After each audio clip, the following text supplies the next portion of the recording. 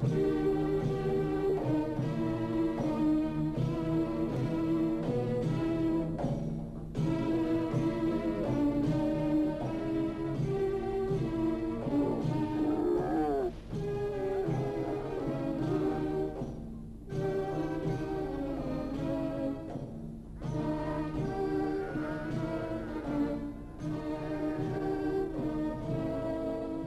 ربنا يا ربنا يا رب.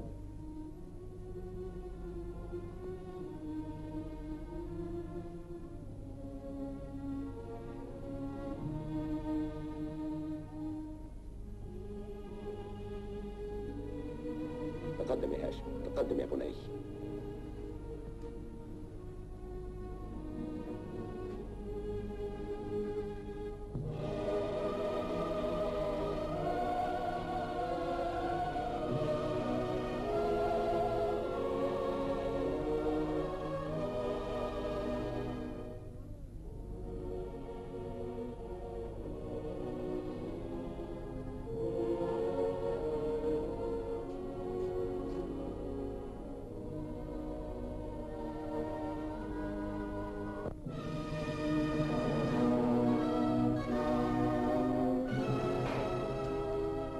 ماذا فعل يا أبتاه؟ إنه أعور نذير سوء يستحق ما ناله وأكثر. ما هذه الرائحة حنظلة؟ ألا تستحم يا رجل؟ إنها رائحة إنسان، ثم أنا فخور بها.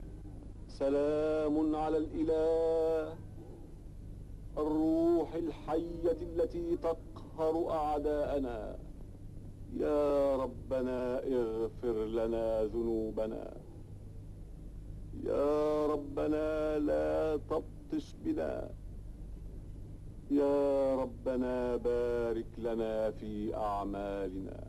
يا ربنا هذا عبدك الحارث خارج غدا في غزوة فانصر وارزقه رزقا حسنا.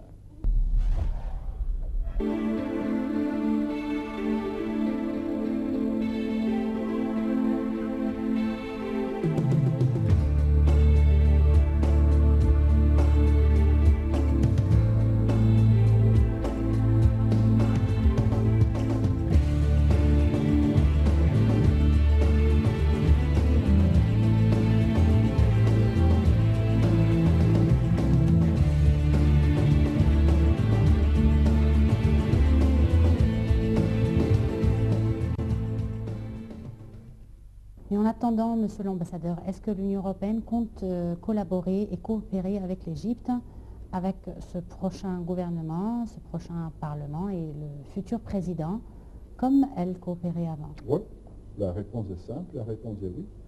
L'Égypte est un partenaire important, nous respectons le résultat des élections, nous allons travailler en collaboration étroite avec le nouveau gouvernement et nous allons essayer d'inspirer aussi par notre coopération donc des politiques économiques et sociales qui en fait contribuent à faire de l'Égypte un État moderne, prospère et démocratique. Concernant les investissements, Monsieur l'ambassadeur, bien entendu, tout a pris un coup en Égypte depuis le début de la révolution. Les investissements étrangers ont diminué de presque 90%. Concernant, que ce soit arabe ou européen, donc concernant les investissements européens, est-ce qu'il y a des efforts pour revoir ces investisseurs revenir en Égypte? Ce qui me frappe, c'est que quand on parle donc de la crise économique en Égypte, on parle surtout des investissements étrangers. Mais il ne faut pas oublier que 75% des investissements en Égypte sont des investissements égyptiens. Et c'est vrai que les investissements étrangers ont diminué, mais c'est d'autant plus vrai aussi pour les investissements égyptiens. Et ça, c'est la plus grande partie des investissements. Les investissements étrangers, c'est important parce que c'est un apport en know-how, c'est un apport en technologie, c'est un apport en marketing, ça ouvre des marchés, ça introduit de nouveaux produits. Mais la grande masse des investissements sont des investissements égyptiens. Donc, s'il y a une crise d'investissement, c'est d'abord une crise des investissements égyptiens. Si le gouvernement doit faire quelque chose, c'est d'abord rétablir les conditions dans lesquelles les Égyptiens investissent. Et dans la mesure où l'investissement national reprend, parce qu'il y a de nouveau un climat d'investissement qui est positif et propice, parce que les investisseurs de nouveau ont confiance, etc., etc. À ce moment-là, les investissements étrangers vont venir aussi. Mais il n'est pas très réaliste de regarder vers les investissements étrangers si les investissements, disons, nationaux égyptiens n'ont pas redémarré. Donc, je crois que c'est quelque chose qu'on doit faire ensemble. Rétablir, disons, la confiance dans l'économie égyptienne, c'est d'abord quelque chose que le gouvernement doit faire, mais dans lequel, disons, les partenaires internationaux doivent et peuvent aider.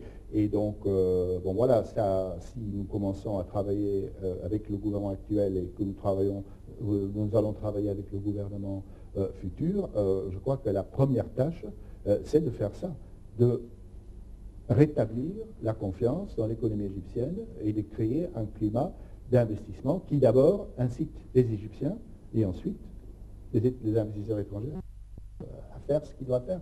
Je vais quand même commencer ma question par dire que tout s'était bloqué à tous les niveaux, parlant aussi du niveau national. Mais je voudrais parler du tourisme maintenant. Est-ce que pour l'Europe, l'Égypte continue à être une destination qui n'est pas conseillée?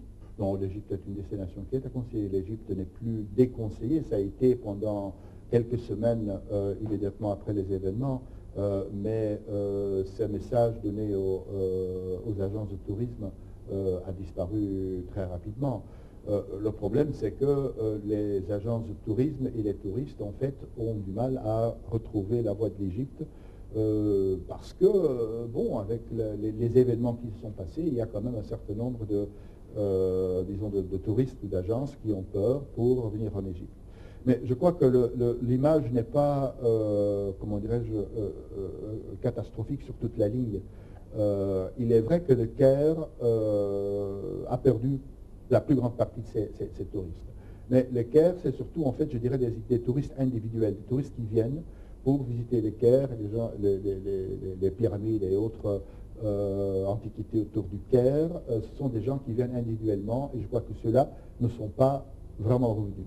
Les gens qui viennent dans la vallée donc des rois, dans la vallée du Nil, là aussi il y a une certaine réticence. Ce sont des packages, ce sont des paquets qu'offrent les tour operators, mais là aussi il y a une certaine hésitation à venir et je crois que là aussi il y a quand même une baisse assez marquée